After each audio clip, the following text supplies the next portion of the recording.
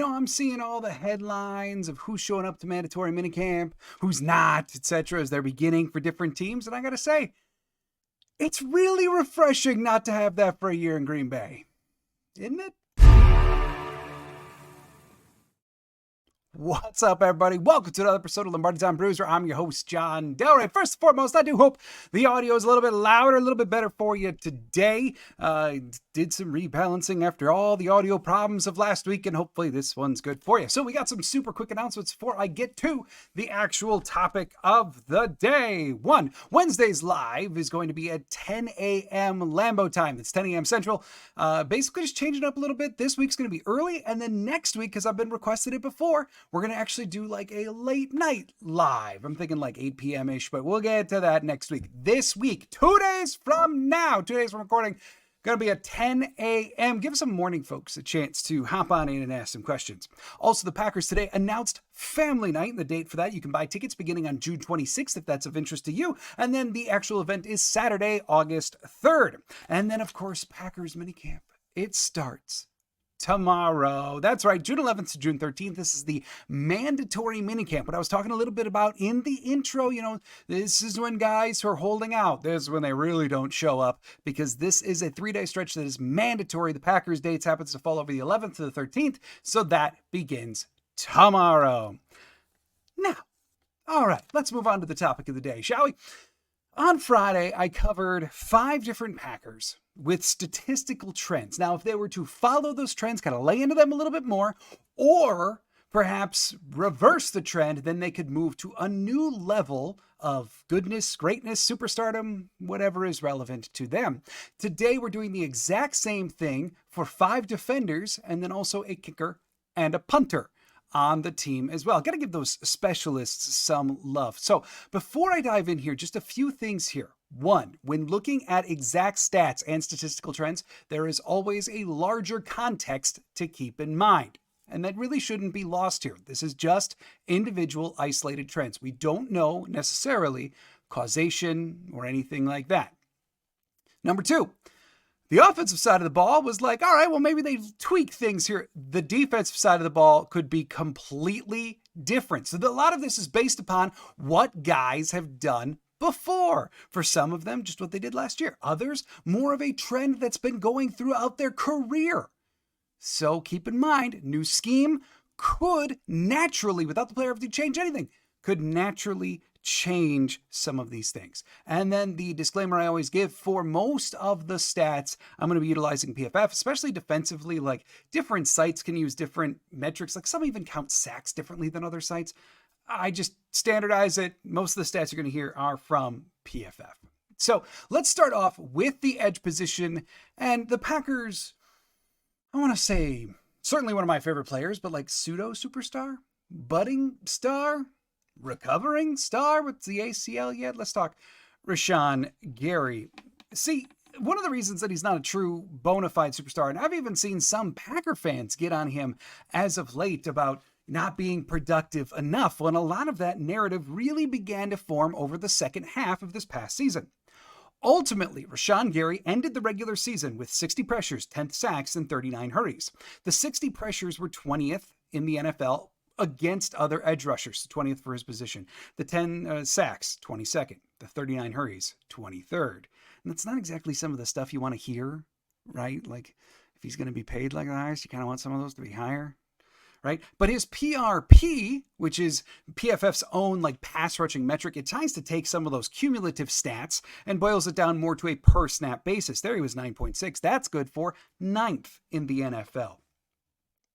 But even looking at the goods and bads of his total statistical output from a pass rushing perspective,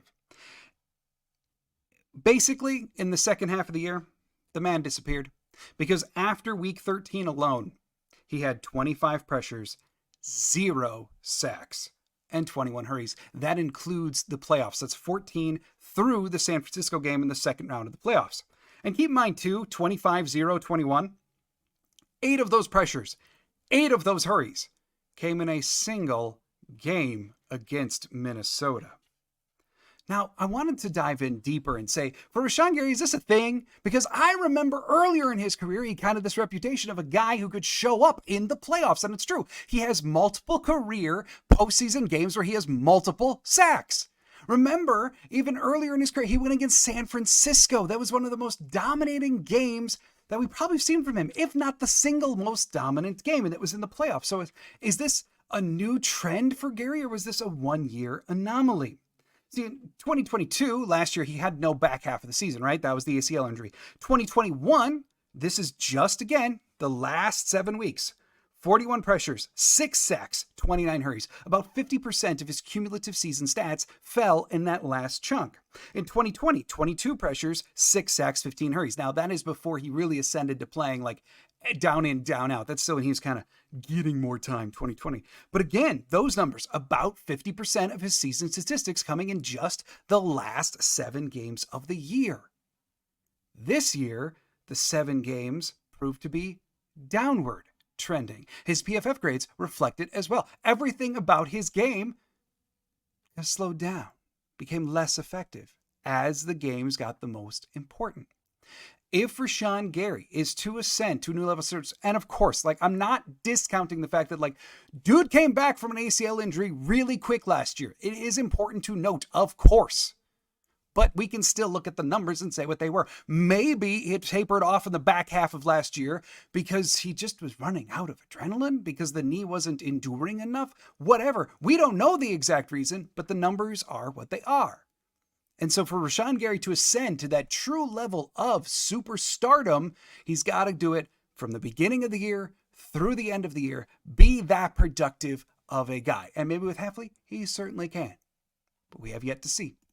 Moving on to the next player, that's defensive lineman Devonte Wyatt. Now, I thought about going with Clark here. There's certainly others, but Wyatt recently was named by PFF one of the top 32 interior defensive linemen in the NFL. And so I wanted to dive into that a little bit. Like, why? Because we know his pressure numbers are good, but ultimately, are there other things lacking here? Well, amongst his peers, Devonte Wyatt was more impactful than Rashawn Gary was, just to get back to that Rashawn Gary.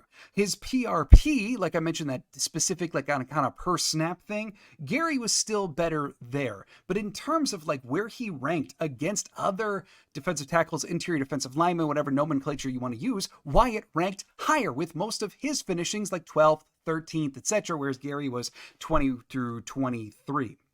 But here's the thing with Wyatt. You know, looking back on his first year in the NFL, he had some nice flashes.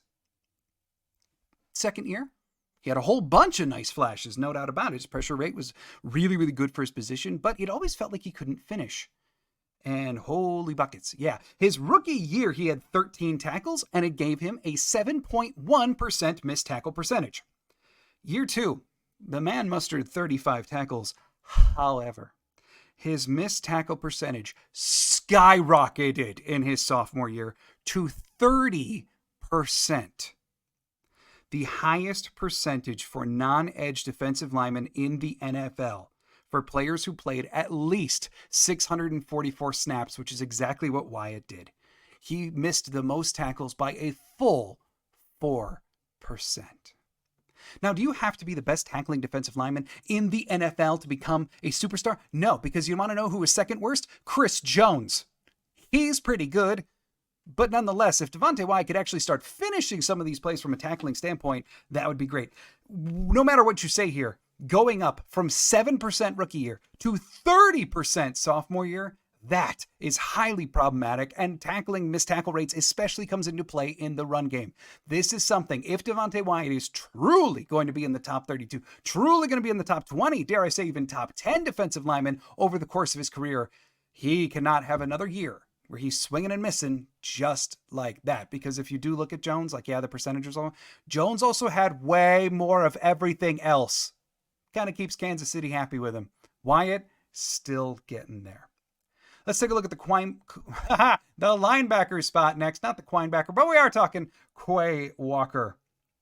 You know, Quay Walker, it's been noted, there's kind of this like conversation around Quay that he hasn't been very good in coverage. And who would be in the middle of Joe Barry's defense? Campbell got worse progressively over time in coverage.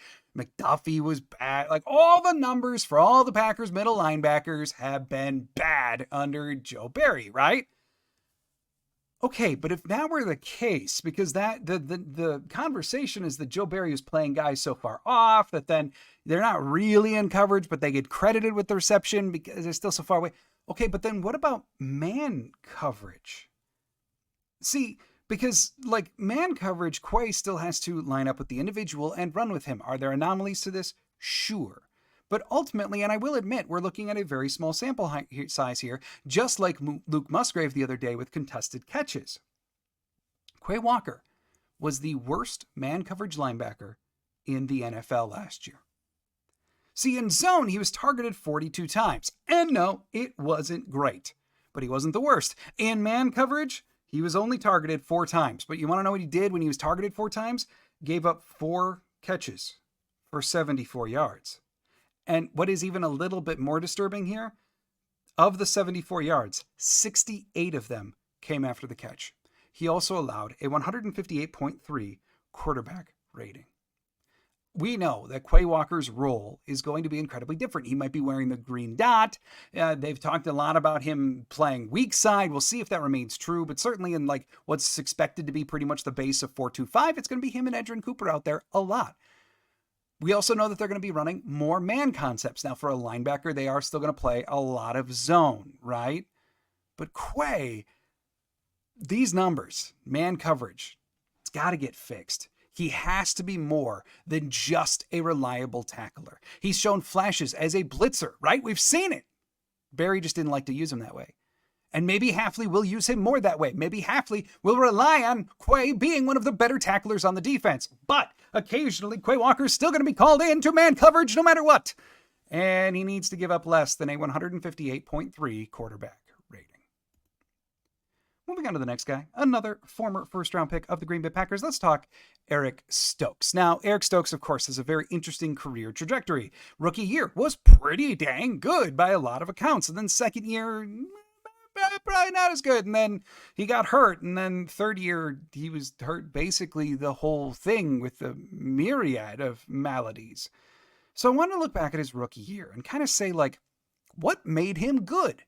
What can he do again to ascend to not just that level, but better?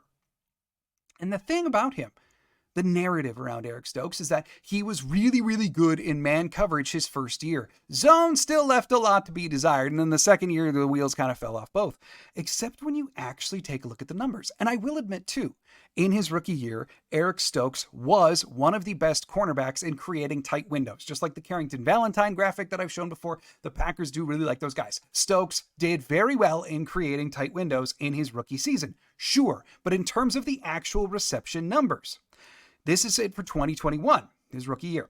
In man coverage, 15 of 24, gave up 3 touchdowns, 129.9 QB rating, and he forced 3 incompletions. However, in zone, the one that he's supposedly bad at his rookie year, 27 of 62, no touchdowns allowed, 50.2 QB rating, and 11 forced incompletions. And then, yes, for his sophomore year, the wheels did fall off a whole bunch more because in man coverage, he was 5 of 7, 0 touchdowns, 96.7, 1 forced incompletion, zone 12 of 14, 1 touchdown, 131.3, and 0 forced incompletions. And we do know that 2022 is where Joe Barry really began to like send dudes backward and really began to loosen up those zones. But nonetheless, I found this highly interesting that the narrative around Stokes is that he was very, very good in man and he was good at creating tight windows, but the ball still got in there, 129.9 QB rating when he was targeted versus only a 50.2 when targeted in zone. Keep in mind, under Hafley, in this new defense, yes, are we talking about man a lot? Yep. Are we talking about press man a lot? Absolutely. But even the defenses that play the most man in the NFL still go with zone a whole lot. Even the ones that like tilt towards man on an extreme level, we're talking about like barely over half being man. Zone is still very much going to be a component of the defensive plan. And Eric Stokes, if he can play like he did his rookie year, maybe finish off the plays where you create the tight windows, but also those zone numbers are pretty gosh darn good. piecing it together with assumed health, and Eric Stokes could yet become a very impactful corner for the Green Bay Packers. And now let's talk about a rookie. Now, granted, obviously, got to go back to the collegiate numbers here for Javon Bullard. But I thought it was really interesting because in 2022, Bullard played way more slot. He was much more Georgia's slot guy. Then 2023 really changed position, still played a bunch of slot, but most of his snaps came at the free safety position. In fact, 2023, 362 at free safety, 144 in the slot. 2022, 12 at free safety, but 510 in the slot. And the thing is, when you really look over the numbers, like 2022, 2023, the coverage numbers are basically the same. Like, there's some standard deviations, but like overall, they're at least in the same ballpark. What wasn't, though, was his ability to make an impact in the run game and accumulate stops. Because in 2022, when he was playing more so in the slot, he had 26 stops. And that's not a tackle. Keep in mind, a stop, as defined by PFF, is stopping a play before its expected completion. Okay, so it's not just a tackle. But when he was playing in the slot in 2022, there was 26 stops. 2023, when he was playing farther back, playing more of a true free safety, that number was halved to only 13. Also, his run defense declined, 67.1 instead of 73.1. So as capable as Bullard is at playing like a free safety, and Brian Gutekunst has talked a lot about the interchangeability that is desired at the safety position in Green Bay, and the fact that they don't just want X to be the lone center fielder, the lone post safety, as Hafley would call it. They want both to be able to do so. They want both to be able to play some slot as well. And we know that Bullard will be playing in the slot. But what I am saying here is, at least per his collegiate performance, Javon Bullard may be, and there's some logic to this too, but it's something the Packers absolutely have to keep in mind, maybe more impactful of a player, certainly in the run game, if he were playing in the slot as opposed to playing deep as a safety. Now let's move to the specialists for our final two individuals. And yeah, I had to pick that photo because I didn't want to put a Viking on the screen again. But that would be former Viking Greg Joseph. No, I'm not going to talk about Anders Carlson. Today we're talking about Joseph, because I've been talking about Carlson a bunch lately, and, Joseph is right there in the competition. Plus, just this morning, Derek Carragher, a writer for Packer Report, he's a very strong writer, he put out an article about the kickers' tendencies, some of the stats that I've quoted before about where they missed and all that kind of stuff. But he also dove into whether they were kicking, it was wide left when they missed or when it was wide right when they missed. Now, in the case of Anders Carlson, dating all the way back through his collegiate career, there's really no trend. Anders, when he misses, he just misses. Sometimes to the right, sometimes to the left. It's not always one or the other. However, with Greg Joseph, there very much is a trend. So I'm going to read for you the exact excerpt here from the article on Packer Report. Dare says, over the last 5 seasons, Joseph has missed just 2 kicks wide left, compared to a whopping 21 kicks wide right. He tends to push the ball more often than any kicker in the league. Even when you look at the kicks that Joseph has scored, he has kicked almost twice as many field goals and extra points just inside of the right post than just inside of the left post. In fact, Joseph's flirtation with the right upright has led to 3 direct meetings between the pair.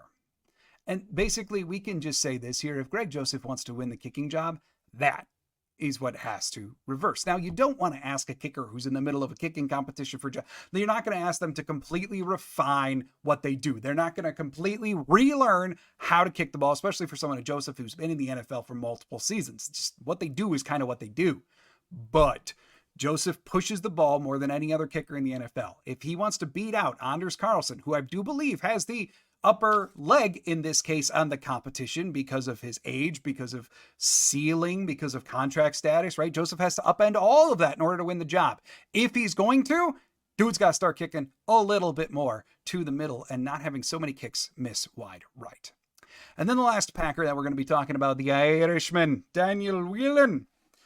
I just wanted to give you some good numbers about Daniel Whelan, because so much of this episode, since we're talking about the defense, is like, yeah, they got to do this better, or like do it more. Well, Dan, you just do what you do, Dan. See, the Packers team record for overall yardage in terms of gross punting on a per punt average was set just a couple years ago by Corey Bojorquez at 46.5. He Want to know where Dan Whelan finished last year?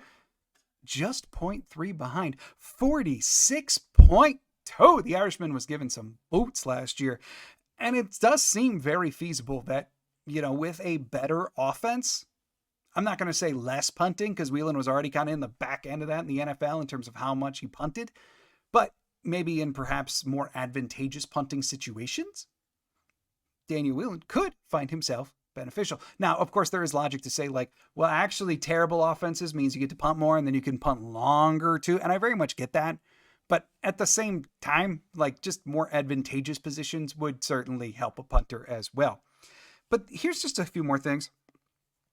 I just want to give you these happy stats. Dan Whelan, last year, of punters who were at least considered halftime punters, they had at least half as many snaps as the punt leader in the NFL, right? So at least compared to them, Dan Whelan, in terms of hang time, was third in the NFL. In terms of return percentage, which the Packers really don't want other teams returning them because it means the punt was in the middle of the field or it was in an advantageous spot, or the Packers especially don't want them returning it because we're not so good at covering the punt every year. So it's good if they don't get returned. Well, Dan Whelan was fifth in the NFL with only 36% returned. However, the one spot that perhaps Bisaccia wants to get Dan Whelan pointing to a little bit more, and I use that very purposefully because he only had 2 punts go out of bounds. That's 28th out of the punters who qualified by our playtime metric. So if you don't want them returned, I know he was still really good in that regard, but ultimately a really good way to make sure they're not returned is kicking it out of bounds. He only did 2. Good for 28th. That is something that might turn out well if increased a little bit.